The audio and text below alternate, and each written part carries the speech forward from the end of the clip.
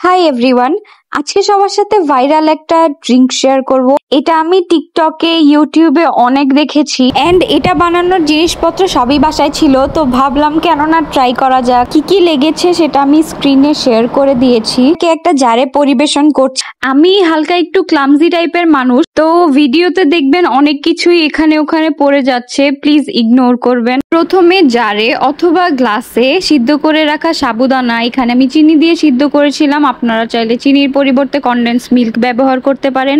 এর উপর mango pulp, বরফ কুচি, কিউব করে কেটে রাখা তালের শাঁস এবং আমের টুকরো দিয়ে ঠান্ডা দুধ দিয়ে নিয়েছি। এই তো শেষ, আমার ড্রিঙ্ক রেডি। ফার্স্ট এবং ফাইনাল স্টেপ একটাই, সো এটা বানানো খুবই সহজ। এখন আমি এটা নাড়া দিয়ে মেশাবো, আর এটা এত স্যাটিসফাইং লাগছিল দেখতে। আচ্ছা, এটা মেশানোর পর এবং ভিডিও শুট করার পর আমার মনে পড়লো যে চামচটা অনেক বেশি ছোট হয়ে গিয়েছে।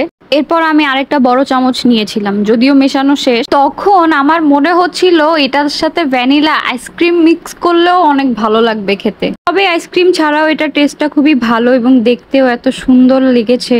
যদিও এটা একটা ড্রিঙ্ক, কিন্তু আপনি এটা চিবিয়েও খেতে পারবেন। আর কারণ আম এবং তালের শাঁসের যে কিউবগুলো দিয়েছি, এগুলো এত ছোট স্ট্র দিয়ে যাচ্ছিল না। তো এখানে আমি ছোটখাটো একটা রিভিউ দিলাম, কারণ আমার তৈরিকৃত খাবার বাসায় কেউ খায় না, আমাকেই গিলতে হয়। গরমকালের এই ফলমূলগুলো সবার বাসায় থাকে, তাই বাসায় সবাই এটা ট্রাই করবেন এবং আমাকে অবশ্যই জানাবেন আপনাদের কেমন লেগেছে। আজকের ভিডিওটা এই পর্যন্তই। আল্লাহ হাফেজ।